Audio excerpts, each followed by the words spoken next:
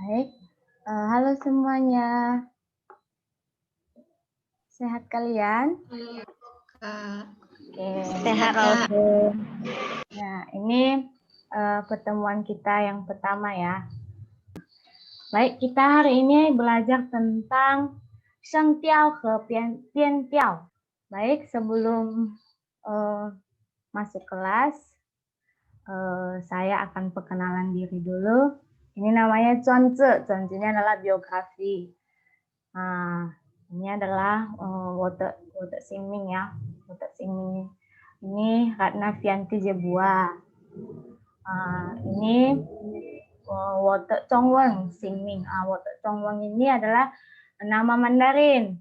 Nama Mandarin ini bukan karena kakak ini atau Lause ini keturunan Mandarin ya, keturunan orang Tionghoa bukan. Tapi ini pemberian salah satu dosen di tempat kakak mengajar. Ini adalah tahun ini kakak berusia 21 tahun. 今年我是20岁，ini adalah tempat di mana kakak belajar, yaitu di Supei Tasue, Tongwengsi. Supei Tasue ini adalah Universitas Sumatera Utara, sedangkan Tongwengsi ini adalah jurusannya. Baik, kita akan masuk pada materi yang pertama, yaitu Sheng Diao. Sheng Diao. Materi yang pertama itu adalah dalam bahasa Mandarinnya Ti Cai Liao, Cai Liao, Ti Cai Liao, Ti Cai Liao She Sheng Diao. Oke, ini adalah nada-nada dalam bahasa Mandarin. Ini adalah nada yang pertama, kedua, ketiga, dan keempat. Nah, ini adalah yang titik ini adalah nada kelima dalam bahasa Mandarin. Nada kelima ini adalah nada yang ringan dan tidak disimbolkan. Biasanya digunakan di kata-kata bantu atau kata-kata hubung seperti pa, te, dan le. Baik, kita akan bahas tentang nada yang pertama. Nada yang pertama dalam bahasa Mandarin yaitu yin ping. Itu dalam bahasa Mandarin disebut yin ping, tapi kalau sama kita bahasa Indonesia biasa disebut dengan nada pertama. Nada pertama ini contohnya kita contohkan ya, kalau kita kasih surprise ke orang bilang tada. Kayak gitu nadanya. Contohnya kan bisa ya dipraktekkan di rumah biar lebih mengerti. Oke, biar lebih mengerti. Sambil kakak menerangkan, kalian juga mempraktekkan.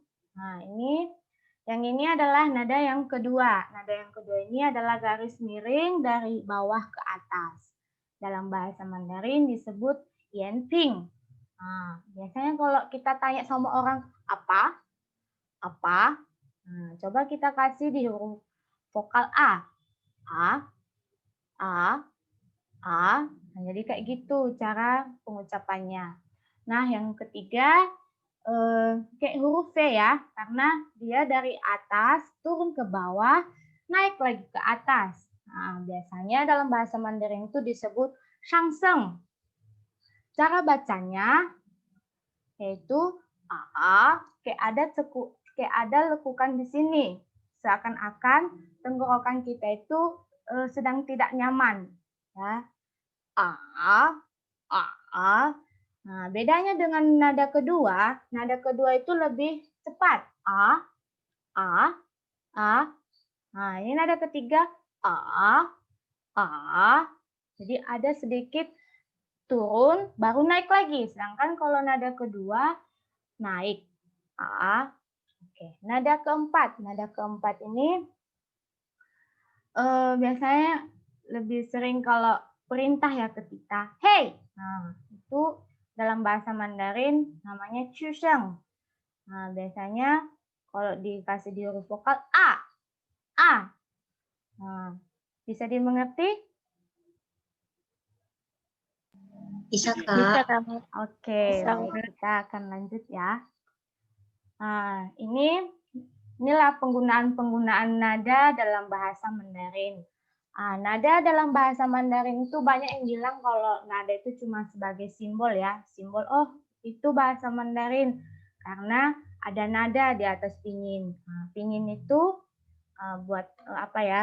Pinyin itu biasanya dipakai untuk negara-negara yang mentranslatekan bahasa Mandarin. Biasanya yang gunakan pinyin itu kita orang Indonesia, Malaysia, Taiwan, dan kebanyakan Asia Tenggara menggunakan pinyin. Kalau orang Arab beda lagi penyebutannya, bukan pinyin. Nggak tahu lah kita ya apa mereka sebutkan untuk menerjemahkan dari bahasa Mandarin itu sendiri. Nah, inilah gunanya dari nada itu sendiri. Nada itu berfungsi sebagai pembeda makna setiap hanze ya, atau setiap kata dalam bahasa Mandarin. Ini kan bisa kalian lihat ya, di sini ada beda-beda nada. Dari nada pertama sampai nada keempat. Nah, kalau pinginnya ma semua, apa pembedanya? Yang pertama adalah nada, yang kedua adalah hanze, yang ketiga adalah artinya. Untuk itu, dalam bahasa Mandarin, sebelum belajar Mandarin, kita harus memahami 4 hal yang umum. Yang itu yang pertama, nada, kedua pinyin, yang ketiga hanze, atau goresan, yang keempat arti. Ya, percuma kita tahu pinyin, kayak mana cara bacanya, nadanya dan hanzenya, tapi kalau kita nggak tahu artinya percuma saja. Ya, 4 hal ini penting untuk pemula dalam belajar bahasa Mandarin. Baik, kita akan coba baca ya. Di rumah kalian ikuti kakak ya. Nah, ini bacanya ma. Ma.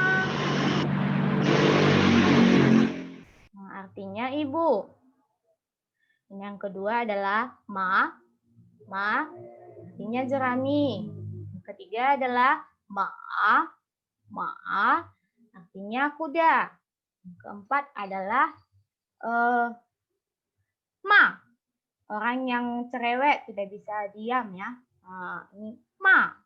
Oke, apakah tentang songkiao atau nada bisa dimengerti? Bisa, Kak.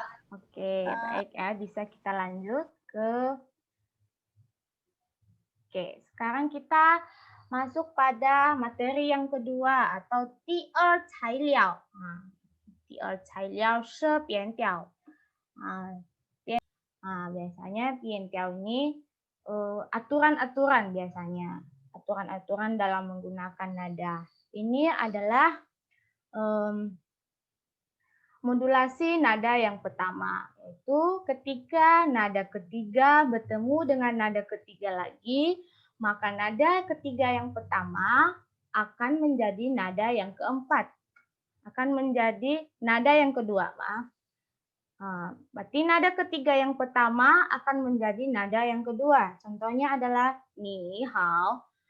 Ini adalah ni kamu, hao ini adalah baik.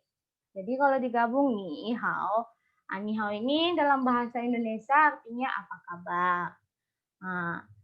Setelah dimodulasi namanya, setelah dimodulasi nadanya akan dibaca menjadi ni hao. Sebelum dimodulasi, bacanya itu kayak gini. Ni hao. Jadi tenggorokan kita itu terasa berat ya menggunakannya. Itulah gunanya modulasi supaya kita lebih mudah dalam membaca bahasa Mandarin atau menggunakan bahasa Mandarin itu sendiri. Adalah yang kedua, modulasi nada yang kedua yaitu ketika nada keempat bertemu dengan nada keempat lagi, maka nada keempat pertama akan berubah menjadi nada kedua. Contoh, ini contoh ini piru ya, piru. Piru itu dalam bahasa Indonesia adalah contoh.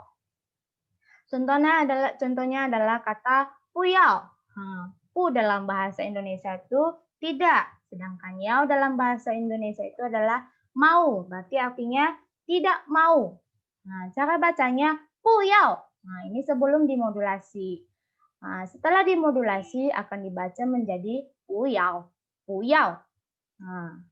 Oke, itu adalah modulasi nada yang kedua. Sekarang kita masuk pada modulasi nada yang ketiga, yaitu ketika nada pertama bertemu dengan nada pertama, kedua, ketiga, maka nada pertama akan menjadi nada keempat. Misalnya, ini bagian A ini, nada pertama bertemu dengan nada pertama. Contohnya, 今天. Nah, 今天ini artinya hari ini. Setelah dimodulasi, akan dibaca menjadi 今天. Bagian B ini adalah modulasi nada pertama ketika bertemu dengan nada kedua. Contohnya adalah 一年. Nah, setelah dimodulasi, dibaca menjadi 一年. Ini adalah bagian C, ini adalah contoh dari modulasi nada ketika nada pertama bertemu dengan nada ketiga. Contohnya 一点. Nah, setelah dimodulasi, nada 一点 tersebut dibaca menjadi 一点. Nah, dan sekarang kita masuk pada modulasi nada yang keempat atau modulasi nada yang terakhir. Dalam bahasa Mandarin cuma ada empat modulasi nada. Baik. Nah, modulasi nada keempat yaitu ketika nada pertama bertemu dengan nada keempat, maka nada pertama akan menjadi nada kedua. Contohnya adalah kaosing. Sebenarnya ini kaosing ya. Kaosing itu tambah G di belakang, di depan N. Nah, kaosing ini artinya senang. Han kaosing gen seni. Maksudnya senang bertemu dengan Anda. Nah, setelah dimodulasi, akan dibaca menjadi kaosing. Kaosing. Kaosing. Kaosing. Bukan kaosing. Bukan. Nah, perlu juga diketahui, dalam modulasi nada ini ada yang sudah ditulis kian ya. Kalau pas kakak kuliah atau belajar bahasa Mandarin pakai dua kamus. Yang pertama kamus fisik dan kamus elektronik ya, kamus biasa.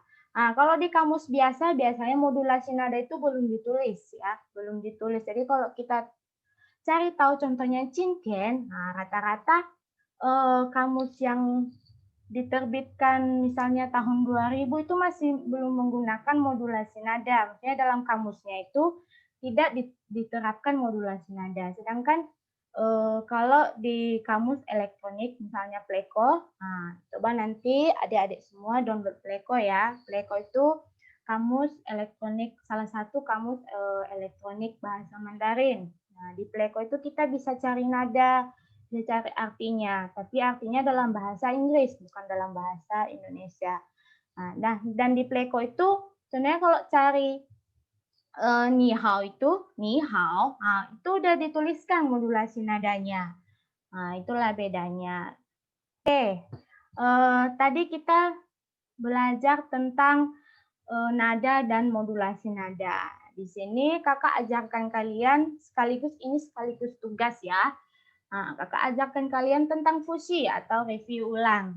Kakak kasih pengalaman buat kalian. Biasanya kalau kakak habis belajar, biasanya kakak review ulang ya apa yang sudah dipelajari. Misalnya kakak tulis di notebook kakak, biasanya baca nada di bawah ini dengan benar. Jadi yang kakak tulis itu yang kakak pelajari gitu. Misalnya Kian tulis dulu kan, baru berhenti 5 menit, ambil refleksi diri, baru dijawablah pertanyaan-pertanyaan ini gitu. Banyak-banyak berlatih, banyak-banyak itu ya, banyak-banyak belajar ya, banyak-banyak buka buku, banyak-banyak buka kamus. Oke. Baik, ini aja demi hari ini ya kita belajar tentang modulasi nada dan nada. Minggu depan kita akan bertemu lagi dengan topik yang berbeda. Oke, ada yang perlu ditanyakan? Jika tidak, kakak akan akhiri pertemuan kita hari ini. Mio, Kak. Ayo. Ada, Kak. Oke. Nanti kalau misalnya ada yang mau ditanya, kita kan ada grup WA ya, bisa ditanya di situ. Siapa tahu lagi belajar kan, oh ini apa, bisa tanya sama kakak ya. Nggak hanya di Zoom ini kita belajar. Oke.